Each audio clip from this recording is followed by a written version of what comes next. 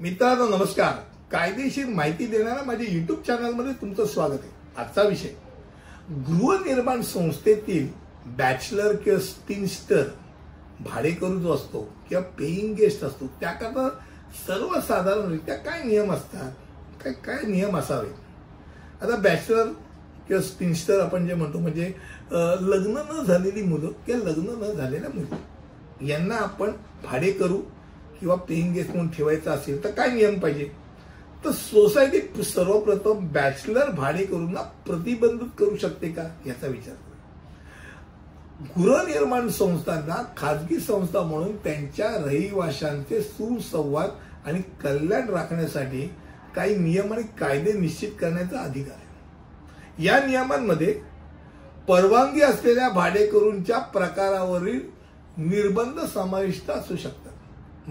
जसे की केवळ कुटुंब किंवा कोणतेही पदवीधर हे आपण तुम्ही ठेवू शकता भाडेकरू म्हणून, किंवा फक्त मुली किंवा फक्त मुलं.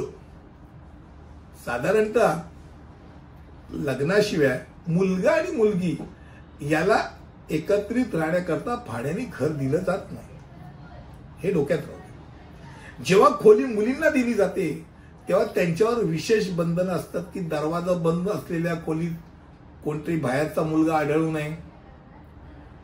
त्याचप्रमाणे मुलांना दिलेली समजा खोली असेल तर कुठची तरी मुलगी आत जाते, दरवाजा बंद करते, त्यांनी संशयाला कारण निर्माण होतं.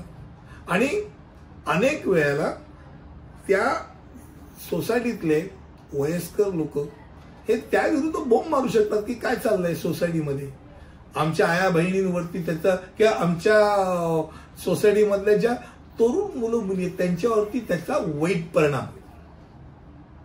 त्यामुळे सोसायटीत येण्यासाठी मुलं असतील किंवा मुली असतील त्यांना साधारणतः रात्री किती वाजेपर्यंत यावं नाही यावं, अचानकरित्या रात्री अपरात्री चाललेत, कुठून तरी कधीतरी येत आहेत, याच्यावर सर्वसाधारणरित्या सोसायटीचे लोक अंकुश ठेवतात.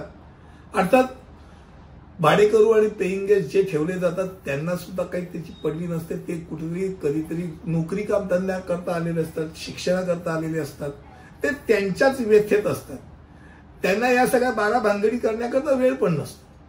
पण शेवटी बघणाऱ्यांचा दृष्टिकोन, आपण पिवळा गॉगल म्हणतो तसं बघणाऱ्यांचा दृष्टिकोन तो असतोच. तुम्ही समाजात वावरायचे तर समाजाचे नियम तुम्हाला पाळावे लागतात, हा नाईलाजाचा भाग असतो. कारण पेईंग गेस्ट ज्याच्याकडे किंवा तो भाडेकरू ज्याच्याकडे त्या घरात राहत असतो त्या मालकावरती सोसायटीचे लोक प्रेशर घालतात. ते बाबा तुझा हा असं करतो, तुझा हा असं करतो, त्यामुळे मग ते त्याच्यावरती पण प्रेशर असतं. त्यामुळे साधारणतः पेईंग गेस्ट किंवा भाडेकरू ठेवताना या सगळ्याच्या खबरदारी जो ठेवणारा मालक आहे तो घेत असतो. त्याच्या निवासस्थानी कोणी गोंधळ घातला, गुंडगिरी केली, छळ, आजूबाजूच्या कुठच्याही मुलावर मुलीवर रॅगिंग करायचं नाही चालणार. कोणातरी हाका मारतोय, कोणाकडे बघून चुचकारतोय, असलं काही केलं तर त्याला नाईलाजाने लगेच त्वरित खोली खाली करायला सांगितली जाते, हेही लक्षात राहू द्या.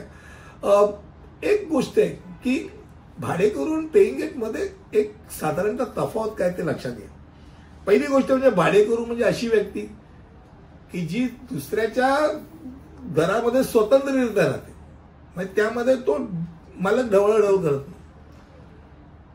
मग ते 4 जणी असतील किंवा 4 मुलं असतील ते स्वतंत्ररित्या खोलीचा वापर करतात. पेईंग गेस्ट मात्र नवरा बायको आहेत, त्यांची मुलं आउट ऑफ इंडिया आहेत आणि मग त्यांच्या मदतीने साथीने जसं आपण सोबतीला म्हणतो तसं त्यांच्या सोबत राहण्याकरता शिकणारा मुलगा किंवा मुलगी येते आणि मग ती पण त्याकरता मेहनताने दिसते, पैसे देत असते. त्यामुळे हा एक मेजर फरक होतो. साधारणतः त्यामुळे पेईंग गेस्ट वरती जास्त बंधनं येतात.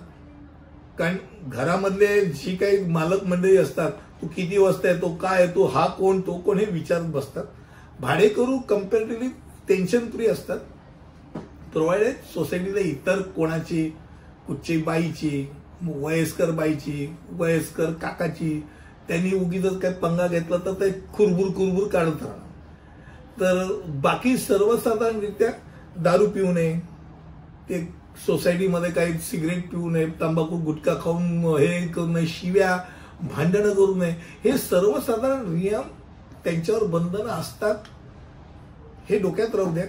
आणि कुठच्याही प्रकारे सोसायटीतल्या इतर लोकांशी वरच्या आवाजामध्ये भांडणं वाद घालायला लागला तर तो मालक त्यांचा जय महाराष्ट्र म्हणून त्याला बाहेर काढण्याचा 100% खातरजमा ठेवा. आज थोडक्यामध्ये आपण गृहनिर्माण संस्थेतील बॅचलर, स्पिन्स्टर, भाडेकरू किंवा पेईंग गेस्ट यांना काय नियम असू शकतात याबद्दल चर्चा केली. पुढच्या व्हिडिओमध्ये असंच काहीतरी घेऊन येईल. तिथपर्यंत इथं थांबतो. धन्यवाद.